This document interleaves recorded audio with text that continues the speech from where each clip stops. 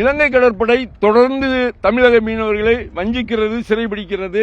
நேற்று ஒரு படகு 3 மீனவர்களை சிறைபிடிச்சு அவங்களுக்கு சிறையில் அடைச்சிருக்காங்க. இப்படி ஒரு கொடுமையான தண்டனையை இலங்கை வழங்கிட்டு இருக்கு. இந்தியா மத்திய அரசு அதை வேடிக்கை பார்த்துக்கிட்டு இருக்கு. உடனடியாக நடவடிக்கை எடுத்து இந்த மீனவரையும் படகுகளையும் மீட்டு கொடுக்கணும். அப்படி கொடுத்தா ஒரு நாள் மீனவர் கடலுக்கு போலைன்னா 2 கோடி ரூபாய் வருமானம் இந்த பகுதியில் பாதிக்கப்படும். அப்ப எத்தனை லட்சம் மீனவர்கள் பசியும் பட்டினிமா இருப்பாங்கன்னு அரசு கணக்கில் கொண்டாலும் அரசு எங்களுக்கு லோன் கொடுத்து எதுவும் கொடுத்து நாங்க போட்டு எடுக்கல. எங்களுடைய உழைப்பினாலேயே நாங்க போட்டு எடுத்து கடலுக்கு போய் அங்கே கடை வாங்கி இங்கே கடை வாங்கி வியாபாரத்தை கடை வாங்கி இன்னைக்கு போட்டு போற சூழ்நிலை இருக்கு.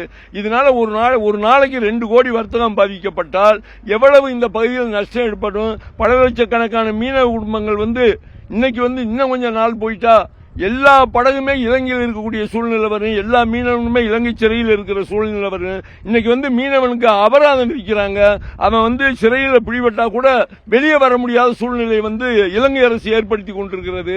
இரு நாட்டு மீனவனுடைய பேச்சுவார்த்தையை தொடங்கி யாருக்கு என்ன கஷ்டம் இருக்கு மீன் பிடிக்கிறது என்பதை இரு நாட்டு அரசுகளும் தெளிவுபடுத்தி இலங்கை சிறையில் உள்ள மீனவரையும் படகுகளையும் ஒன்னே மீட்டு கொடுக்கணும். அப்பதான் இந்த பகுதியில் ஒரு அறவயிறு கஞ்சியோகாவது குடிச்சு மீனவன்கள் வாழ்ற சூழ்நிலை இருக்கு. இதை ஒன்னே மத்திய செய்திகளை உடனுக்குடனும் துல்லியமாகவும் தெரிந்து கொள்ள சப்ஸ்கிரைப் பண்ணுங்க.